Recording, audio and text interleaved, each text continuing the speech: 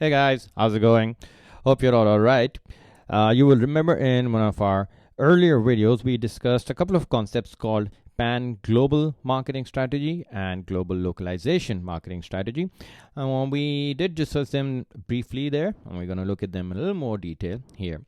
Um, any method of entry that the company chooses to go international, be it franchise, joint venture, exporting, direct or indirect, the company will have to choose either one of these two strategies. Either we go pan global or we go global localization.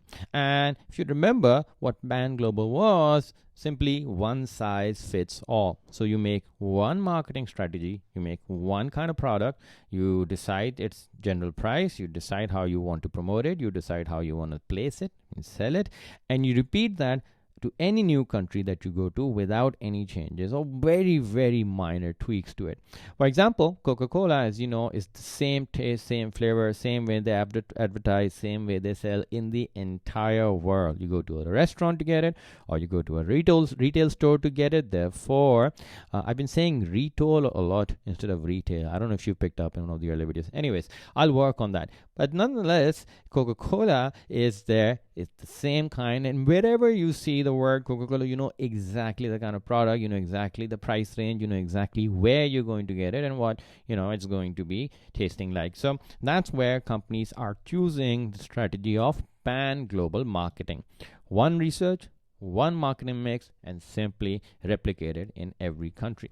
Of course, there are certain advantages to that, and of course, there are certain limitations or disadvantages. So let's look at our advantages first. And the first thing is that, as we just discussed, the moment you see the name Coca-Cola, you know exactly what you're buying. So there is global recognition of the brand. You become a household name. When you're a global name, of course, the brand image that comes with it. You're part of big world events as sponsors. You're able to sell your products over there. So it makes you the big boys amongst your global businesses.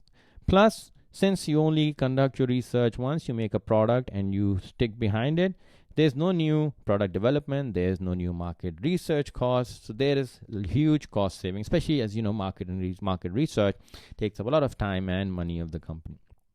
Additionally, from a operational perspective, if you're making one kind of product and you just continue making that day and night, then eventually you're going to reach economies of scale, right? You're going to have bulk discounts, managerial economies of scales, and that will lead to your cost savings. And lower cost means more profit.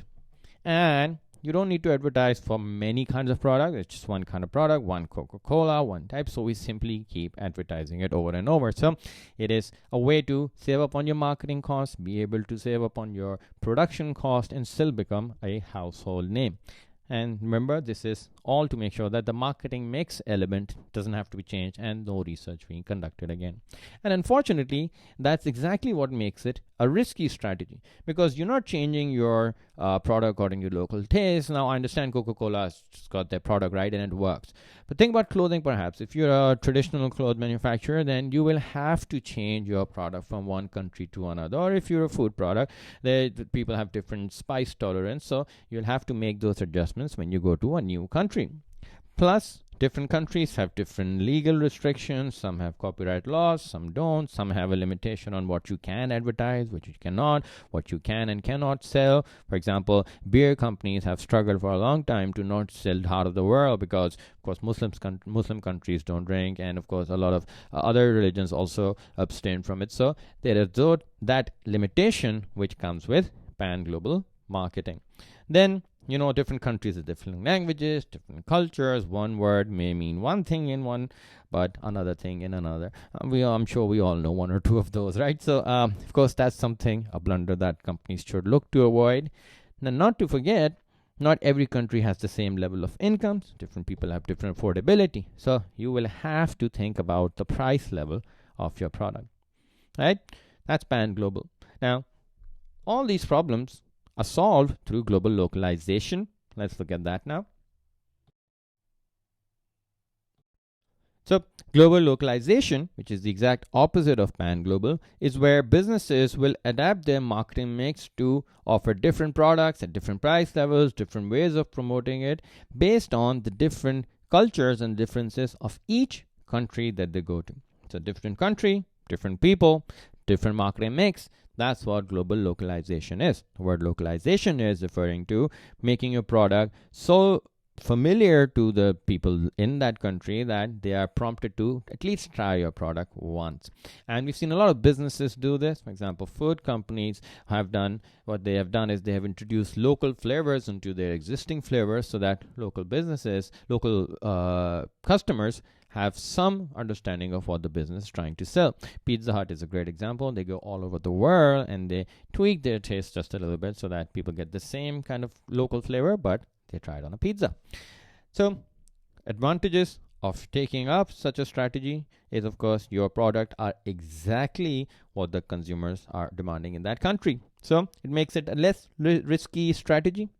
Plus, people are familiar with the product, they are able to understand the advertising. So when you go for global localization, you will have to maybe in your promotions take a local artist. For example, if you there's a cricket world cup a little while ago was held, and there were 11 countries that were taking part, and what Uber did was that they made the same ad, the same script, but in each country they took a local cricketer, local actors, local situation, and tried to replicate that and play it each country's ad or separately in each country, which meant that people were able to understand or will recognize their own stars and still understand what Uber was doing. So a smart way of getting your customers to know exactly what you're selling.